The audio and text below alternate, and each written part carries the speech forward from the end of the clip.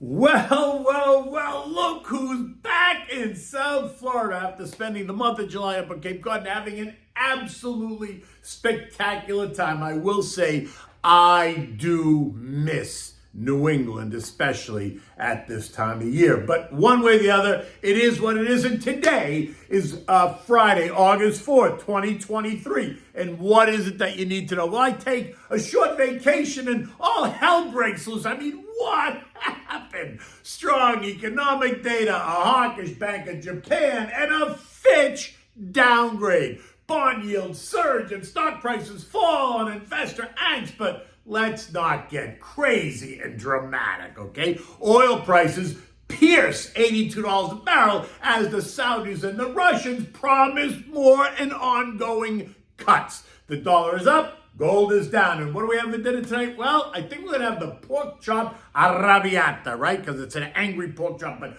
so delicious. Okay, so good morning, America. After a couple of days off, I am now back. And boy, is there so much to say. And while I stepped away, stocks stopped going up. Imagine that. The S&P has been down 2.5%. The Nasdaq's down 3% since August 1st. Nothing to get your panties in a bunch about, but down is not up. And investors became a little bit more skittish, right?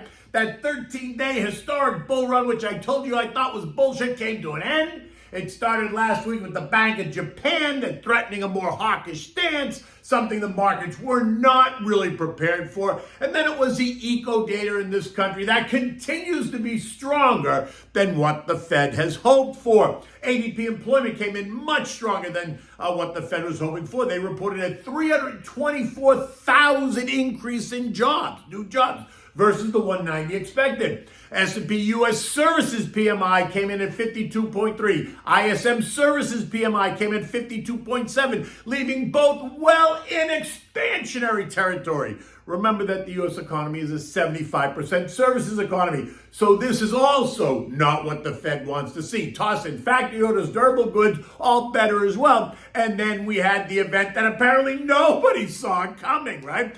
Fitch, a third-rate ratings firm in the U.S., downgraded the U.S. credit rating, taking us from AAA to AA+, citing fiscal deterioration for the next 3 years, a high and a growing debt burden, all true. That has manifested itself in repeated debt limit ceiling standoffs and last-minute resolutions, right? What was most interesting about the announcement was that Fitch's senior director, Richie Francis, added that January 6th, yes, 2021, has only added to the polarization within parties. The Dems have gone further left while the Republicans have gone further right. So the middle is falling apart. Are you kidding me? January 6th, 2021 is now a reason that Fitch just downgraded the U.S. credit rating? The statement alone made the whole thing untenable for me. But the algos thought differently. All they could understand was the headline, which was negative, right? Fitch downgrades the U.S. They didn't say Fitch upgrades. They said downgrades. And in this sentence, that's a negative use of the word. And that's all the algos had to see and hear. And then we were headed into another big earnings week of the season, right? Lots of tech numbers were due out. As we know, tech has been the leader. Investors have priced them to perfection. And so it makes sense that if any one of them disappointed, we would see at least the Nasdaq get hit, right? And while it hasn't been a disaster, investors did need a reason to take some profits, and they did. Period. The end. And I think Fitch is the one that kind of ignited that reason. So while July was a good month, and June was a good month, and May was a good month, August has begun on a sour note. All of the indexes have now fallen for 3 days in a row. And again, no one should be surprised. I have been telling you that we were coming into a typically weaker time of the year. August through October can be volatile. Markets tend to trade lower. Volatility tends to rise. In fact, the VIX is up 32% in 4 days. And if for no other reason, performance has been outstanding. Earnings have been better than expected, and investors have priced stocks to perfection. Garish. The tech rally that carried much of the move higher really all year, has begun to feel a little bit tired and stretched, right? And so it makes sense that we should see and would want to see a pullback. In fact, you know me, I for one want to see that pullback. I want to shake the branches a bit. I want to see who falls out and who hangs on, who panics. By the closing bell yesterday, the Dow gave up another 66 points. The S&P lost 11, the NASDAQ lost 14, the Russell lost 5, and the transports ended the day flat. Now, that actually rallied back. They were lower during the day, but they rallied into the bell. Bond yields have surged. The 2-year is now yielding 4.94%. That's up from 4.6% just 2 weeks ago. The 10-year is at 4.2%, up from 3.8% 2 weeks ago. The 3 and 6 month bills are yielding 5.43 and 5.48, just up slightly from where they were. The Fitch announcement made it sound like the Treasury investors are doomed. The implication of the downgrade suggesting that, and let's be clear, the U.S. is not at risk of not paying you back. There is no risk at all of that event happening. The downgrade is ridiculous. Zero, no risk. All Fitch did was get their name in the headlines for 2 or 3 days. And the idea that they cite January 6th as one of the reasons for the downgrade should make everybody suspicious. And let's not forget how all of them sold their souls to big Wall Street investment banks back in 2005 to 2007 when they rated all that crap, right? Think the subprime mortgage-backed securities, all this AAA, knowing damn well they were crap, but the big investment banks rewarded them handsomely for those AAA ratings. Don't even get me started about that. And for that reason alone, I don't pay a lot of attention to what any of them have to say, quite honestly. The dollar's had a nice move higher. It's up nearly 3% since July 17th. This on the idea that the Fed is not done raising rates and that the July hike is not the last hike. And that the eco data, the strong jobs market, the upward pressure on wages is going to weigh on JJ. This morning, the dollar is trading at 102.54. That's up from 99.84 just 2 weeks ago. Oil's up, responding to supply cuts rather than the strengthening dollar, which should be putting pressure on prices, right? A stronger dollar puts pressure on commodities. But this morning, oil's up 60 cents at $82.20 a barrel, leaving it up 21% from the June lows of $68.20. Recall what I've been talking about and saying about oil all along. The global market is tightening. The Saudis and the Russians continue to reduce supply, both announcing the extension of their cuts into September, with the Saudis suggesting that they could even cut deeper. Oh, now that's a surprise. $80 is their preferred level, with $90 being really their target level. A look at the chart suggests that maybe we're going to top out here for now, right? As we revisit these highs from November, January, and April. If they do nothing more, then I think we churn here. If they cut again, then strap yourself in for higher prices. And remember, we are about to enter the fall-winter heating season in the Northern Hemisphere. So I am not banking on lower oil prices.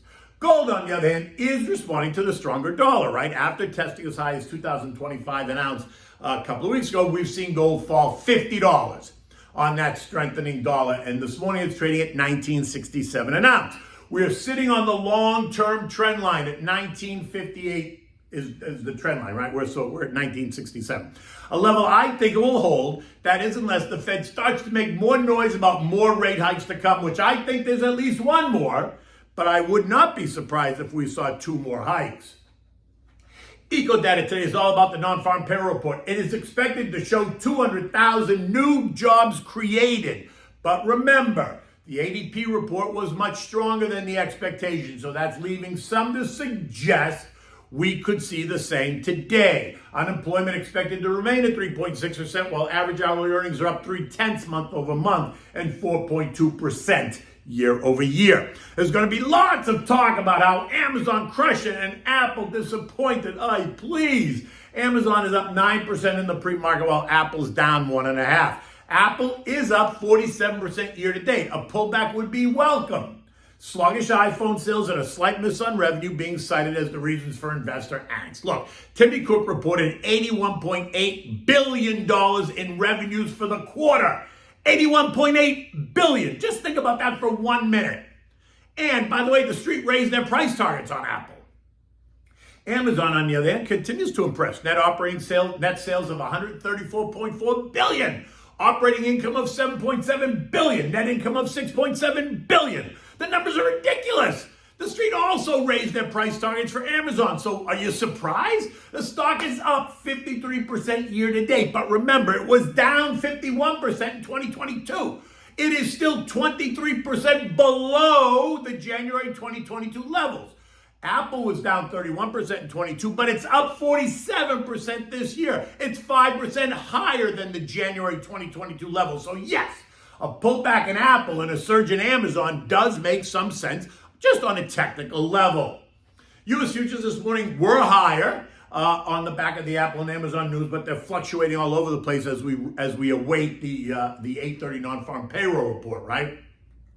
I think the non-farm payroll report is going to give the Fed more reason to remain more hawkish. And I suspect that the market will see that as well in the days ahead. At 7 o'clock, Dow futures were up 37, the S&Ps were up 10, the Nasdaq was up 60, and the Russell was down 2. Now at 7:30, they flip.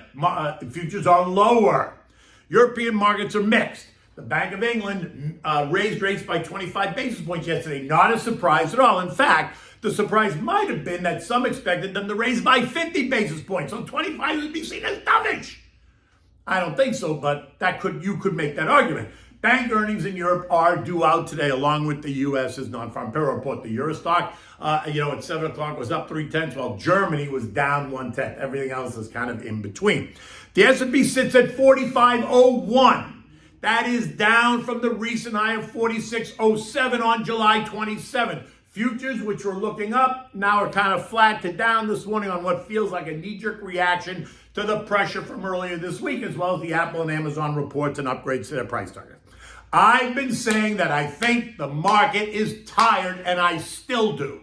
I still expect it to back up, but I won't complain if they push it up. Why? Because I'm invested. I'm invested in the names that are moving, tech and banks, consumer staples and SMIDs and communication and value.